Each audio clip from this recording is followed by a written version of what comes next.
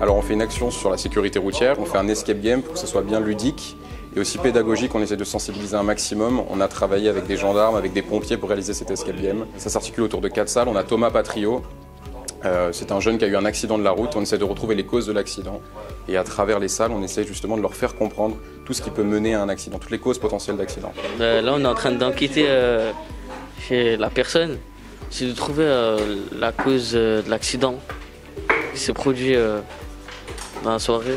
On dirait que c'est vraiment vrai, en fait, donc voilà, on dirait que c'est vrai ce qui se passe. Juste, j'ai eu ma demi-sœur, genre avant, qui avait eu un accident quand elle était plus jeune et maintenant elle a une cicatrice. Du coup, on peut s'imaginer, faire des liens et c'est bien. On peut être un gros fêtard, un gros sorteur.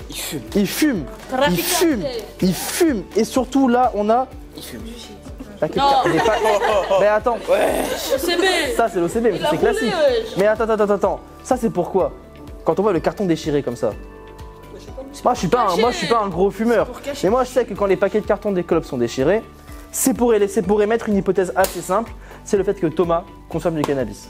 L'idée de cette escape game, c'est d'impliquer les élèves dans la recherche d'indices et de causes qui ont amené à un accident d'un jeune sur la voie publique.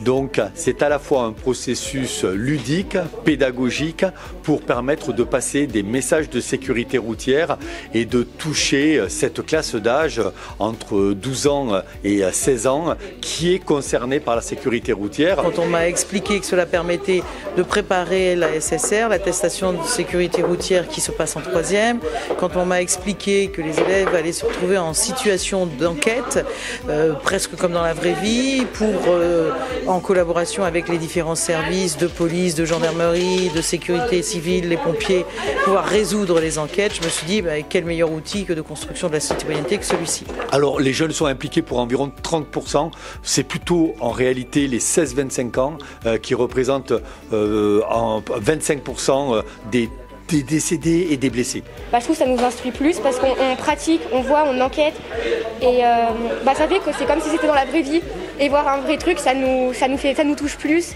et on peut s'imaginer plus de choses et c'est bien. Ça les touche parce que c'est quelque chose qui est très novateur, c'est quelque chose où ils ne se sentent pas dans un cours, il y a un côté pédagogique mais un côté très ludique.